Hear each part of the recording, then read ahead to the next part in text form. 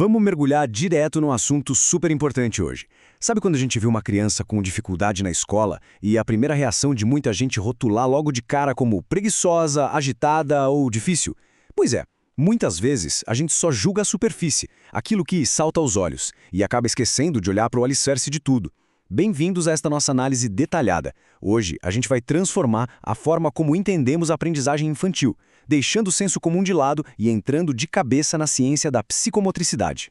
A grande pergunta que a gente precisa fazer e que quase ninguém faz é a seguinte: o corpo dessa criança está realmente organizado para aprender, para obedecer, falar ou até escrever? Porque o comportamento não nasce do nada, né? A atenção não aparece num passe de mágica. A fala não depende só da boca, assim como a escrita não depende só da mão. Tudo isso exige uma base física e neurológica super bem preparada. Quando a gente simplesmente assume que um desafio é puramente comportamental ou falta de limites, a gente corre o risco enorme de ignorar que o corpo daquela criança, na verdade, não está conseguindo sustentar a ação que o cérebro dela quer realizar.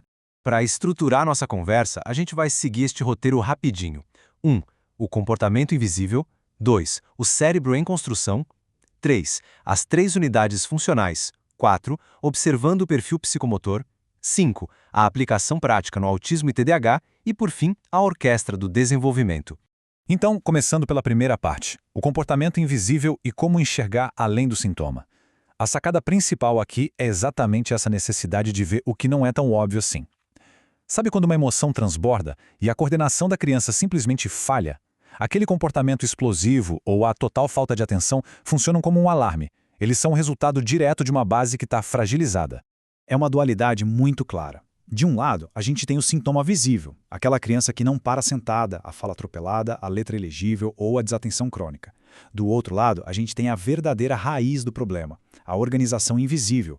E aqui a gente está falando de coisas complexas como o tônus muscular, equilíbrio, lateralidade, que é saber usar bem os dois lados do corpo, e o planejamento motor. O problema é que, no dia a dia, muitos de nós acabamos interpretando mal esses sintomas visíveis, justamente porque não fomos treinados para ler essas realidades psicomotoras invisíveis, que no fim das contas são as que realmente governam todas as ações.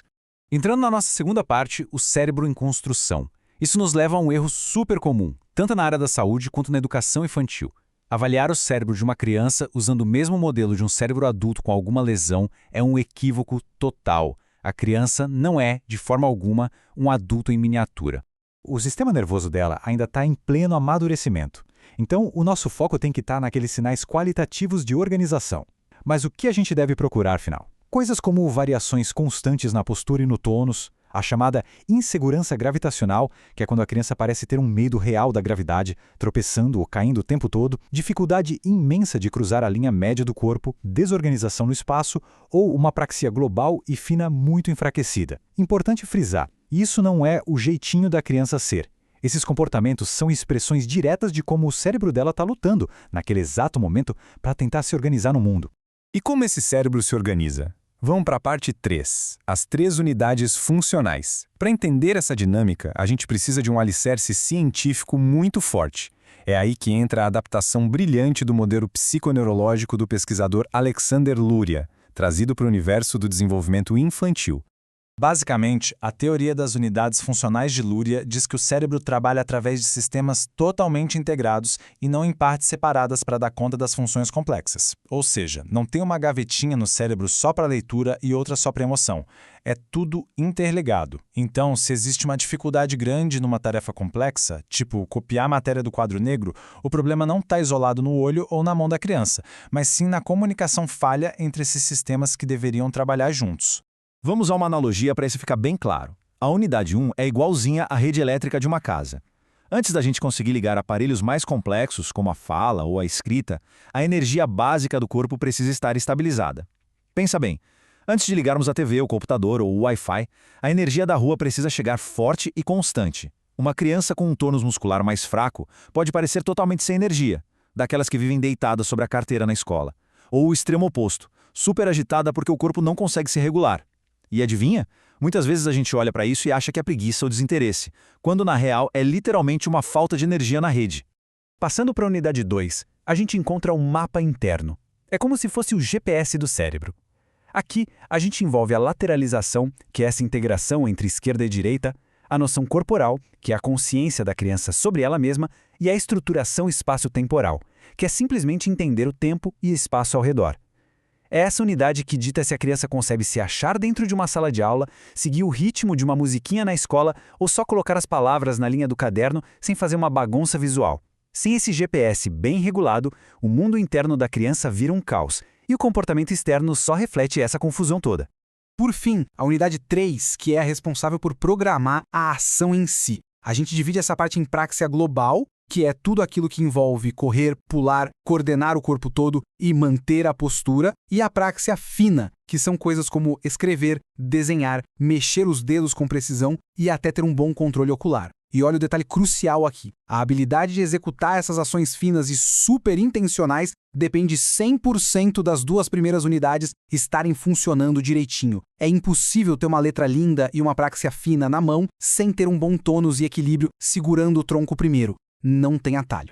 Seguindo para a nossa parte 4, observando o perfil psicomotor com a ajuda da escala BPM. A teoria é fantástica, mas como a gente mede e observa tudo isso no mundo real? Bom, é aí que a gente pode contar com um instrumento valiosíssimo chamado bateria psicomotora, ou BPM, que foi desenvolvida pelo Vítor da Fonseca.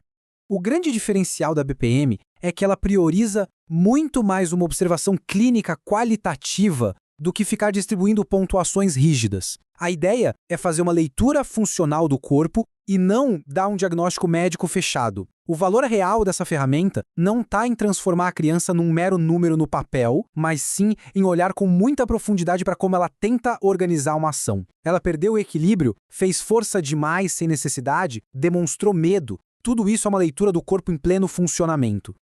Essa escala é dividida em 4 níveis básicos de pontuação. Começa lá no nível 1, que é a apraxia, quando a resposta da criança simplesmente não existe, é incompleta ou totalmente descoordenada. O nível 2 é a dispraxia, que é quando a criança até realiza a ação, mas de uma forma fraca e com muita dificuldade de controle.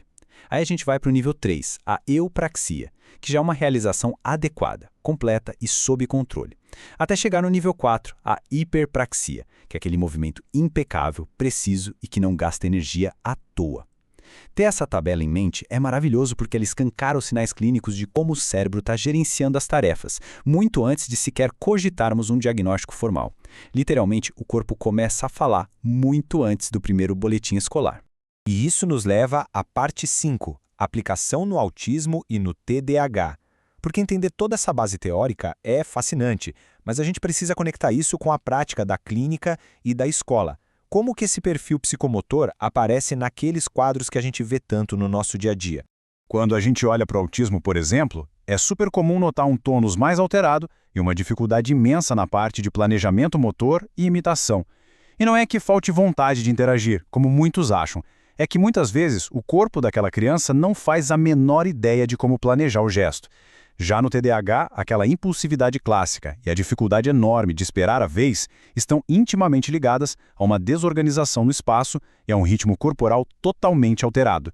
E nas dificuldades gerais de aprendizagem, bom, lá estão os mesmos déficits na praxia fina, na dificuldade de saber direita e esquerda e nos problemas espaciais, atrapalhando tudo na hora de ler e escrever.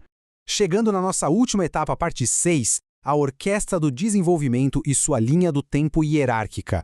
Juntando todas essas peças, fica mais do que claro que o desenvolvimento não é uma obra do acaso. Tem uma ordem muito específica que vai sendo construída passo a passo, numa verdadeira linha do tempo que é super hierárquica. Acompanhando essa evolução do comecinho, a gente percebe que do nascimento até os 12 meses, a grande prioridade do cérebro é o tônus. De 1 a 2 aninhos, o foco muda para o equilíbrio. Entre 2 e 3 anos, vem a lateralidade. De 3 a 4, a noção do próprio corpo. De 4 a 5 anos, o desenvolvimento espaço-temporal ganha força. E só lá na frente, dos 5 aos 7 anos, é que a criança realmente alcança a praxia global e fina. Gente, isso é a ciência mostrando que exigir funções super complexas, como escrever de forma impecável aos 5 anos, é inútil e frustrante se o tônus e o equilíbrio que vieram antes ainda estiverem bagunçados. A hierarquia simplesmente não pula etapas.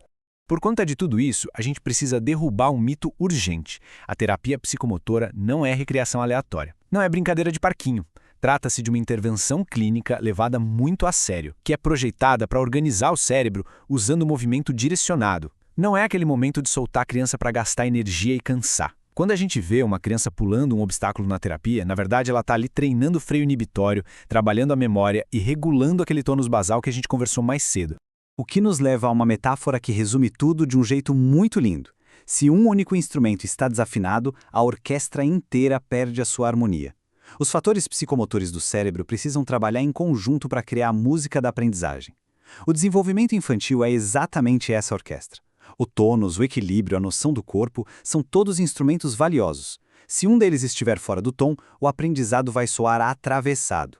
O objetivo da psicomotricidade não é fazer a criança se mexer por se mexer, mas afinar com cuidado essa orquestra toda para que o cérebro possa, finalmente, tocar a música da aprendizagem de um jeito leve e fluido.